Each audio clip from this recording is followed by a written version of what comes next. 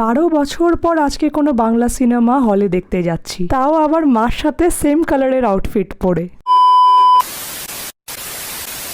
ওয়েদারটা সেদিনকে বেশ ভালো ছিল, বাট প্রিয়া সিনেমা আসার আগেই ঝমঝম করে বৃষ্টি শুরু হয়ে গেল।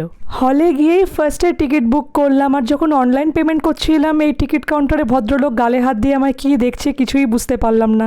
ঋতিক রোশনের জন্য আমার ইচ্ছা ছিল ওয়ার 2 দেখার, বাট যা রিভিউ শুনেছি তাই দেখে আর ইচ্ছা করলো না, তাই ধূমকেতুই দেখতে এলাম মাকে নিয়ে। প্রিয়া সিনেমাতে ঢুকেই কয়েকটা ভিডিও নিলাম, কারণ জায়গাটা আমার ভীষণ ভালো লাগে, খুব অ্যাস্থেটিক। আর এখানকার আমার একটা জিনিস খুবই ফেভারিট, সেটা হচ্ছে চিকেন প্যাটিস আর কফি। তো সেটার রিভিউ তোমাদেরকে আমি ইন্টারভেলে করছি, কারণ এখন সবে মুভি দেখতে ঢুকছি।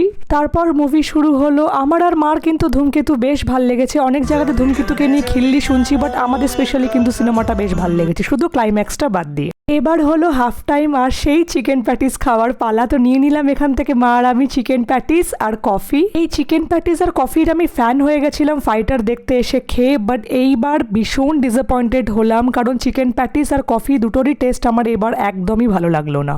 তারপর মুভি শেষ হওয়ার পর আমি আর মা গেলাম একটু চায়ের দোকানে চা খেতে, আর এখানকার চাটা বেশ ভালো ছিল, ঠিক এটা প্রিয়া সিনেমার অপোজিটে। তারপর তোমরা তো দেখেই নিয়েছো গড়িহাটে আমি পুজো ব্লগ বানাতেই আসছিলাম, আর আসার পথে কিনলাম এই কিউট মোবাইল কভারটা, আর তারপর চলে এলাম বাড়ি।